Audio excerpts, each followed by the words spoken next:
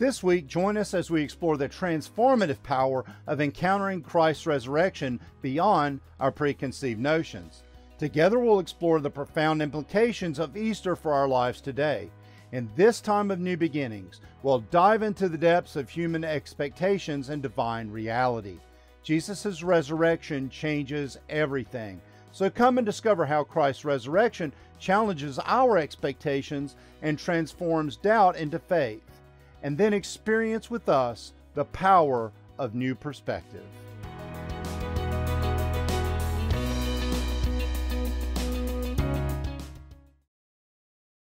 I find it kind of interesting and a little bit funny that it only took me a moment to come up with two modern media examples of something that, as it turns out, must be some sort of human expectation that evidently has spanned the centuries.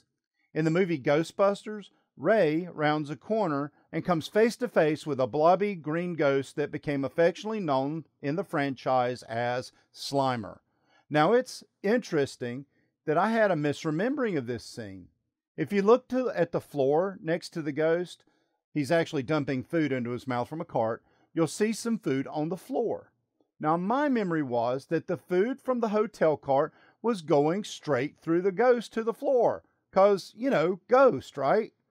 Not so. Slimer was surprisingly actually eating the food, which goes to show this was a special effect and they weren't using real ghost actors.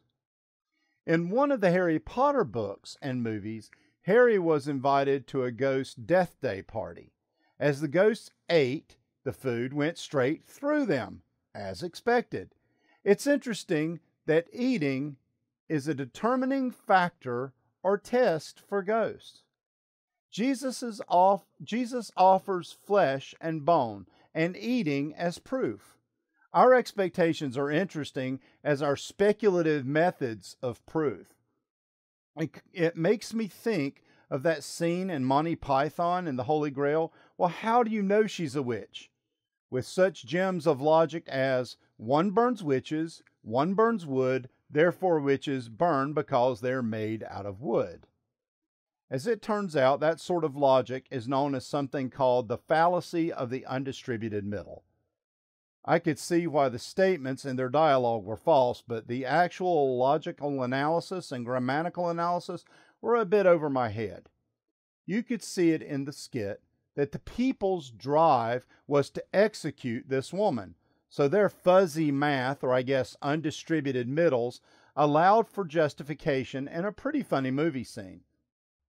However, it is scary how often these types of fallacies are used in real life to devastating consequences.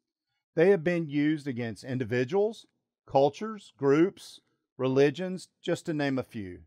We can move very quickly to identifying suspect proof if it validates our biases or our prejudices.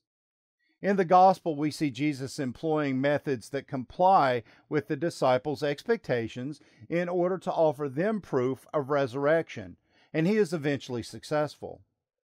Well, Jesus has been talking with them about his death and resurrection beforehand, but it never seemed to sink in. The disciples had their expectations, their biases, of where Jesus' ministry would take them and him, and it wasn't a cross or death. The expectation was power, conquering the Romans and those that persecuted them, military strength, kingship, laying waste to enemies, and having them at their feet, and a reversal of fortune in a very worldly way, a way of vengeance and retribution. Well, God defies our expectations. None of those things seems to be familiar to Jesus' ministry. Jesus' life and ministry were life, compassion, humility, grace, and mercy. We see how the former expectations, though, that we have still intrude into our lives, our faith, and the church through the centuries and into the present day. Just 2 chapters earlier in Luke, Jesus, at one of the most difficult life or death moments of his life, prayed, "Father, if you are willing, remove this cup from me, but not my will, but yours be done. Once again, humility and seeking to follow God's will, while our history is to seek to fashion God in our own image instead of the other way around. As I was thinking about our expectations, I couldn't help but think about the book that my 9th grade English teacher, a woman I later really admired, tried to get us to read.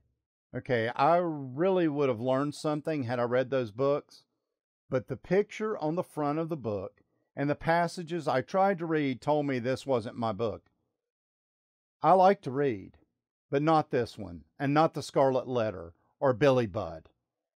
I hope they can't rescind my report cards from the 9th grade, but I'll level with you. I faked my way through those books. I defied the logic of Bo Diddley and totally judged a book by its cover. Actually, 3 of them. My expectations, now very ironically, got in my way. So I got curious the other day and Googled Great Expectations. It turns out Margaret Ross wrote about it saying, Pyrrhop's great progress and the promise of his great expectations are ironically not at all great in the way Dickinson's readers might have expected earlier in the book. The rich are not always generous. The criminals are not always bad.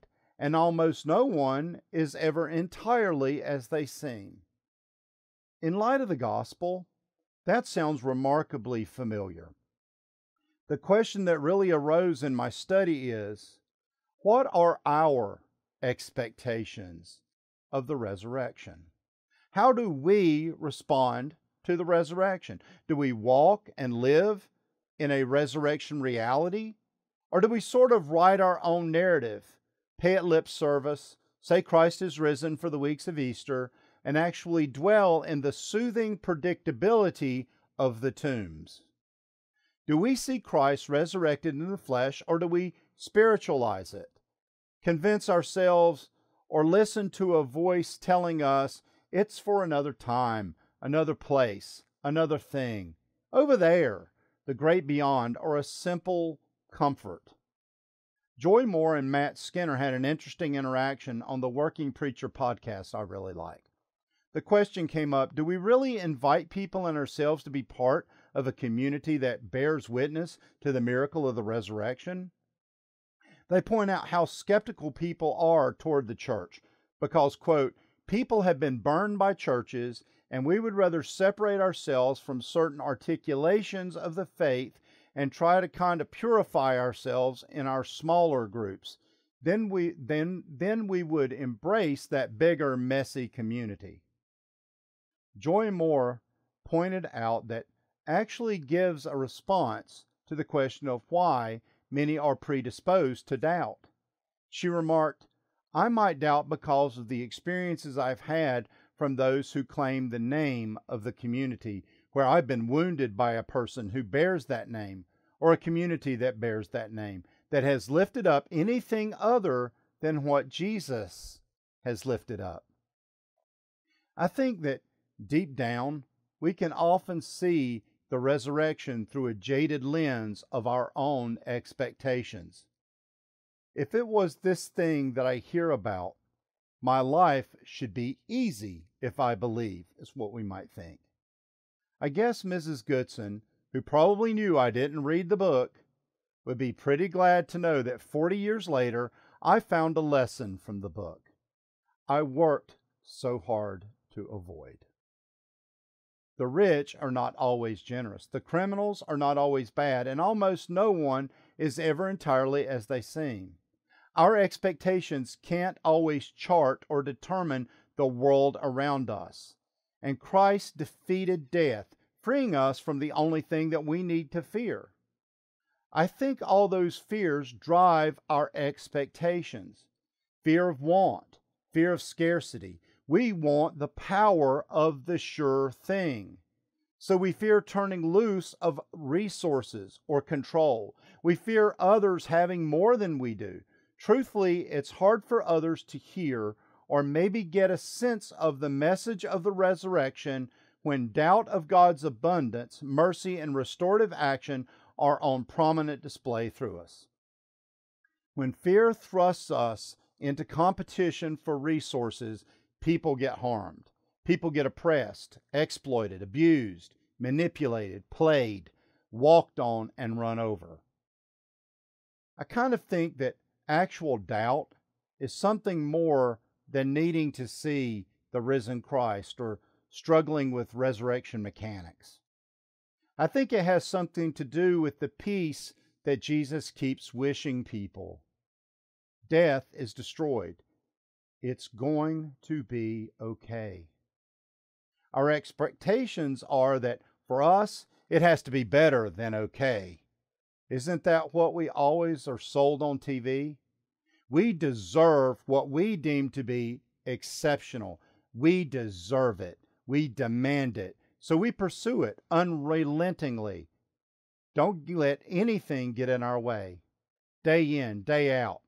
Faster, higher, stronger, bigger, better, shinier. Not a lot of room for peace and faith there. Ironically, not a lot of room for doubt in the world's way. Our expectations aren't always met. The rich are not always generous. The criminals are not always bad, and almost no one is ever entirely as they seem.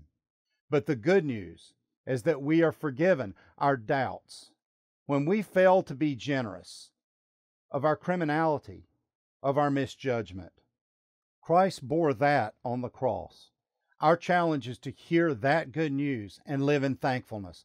Thankfulness that propels us to generosity, mercy, grace, love, forgiveness, radical hospitality, healing, and love. To be propelled to seek to live up to God's expectations above our own, and to value our neighbor, that is every person, as we do ourselves.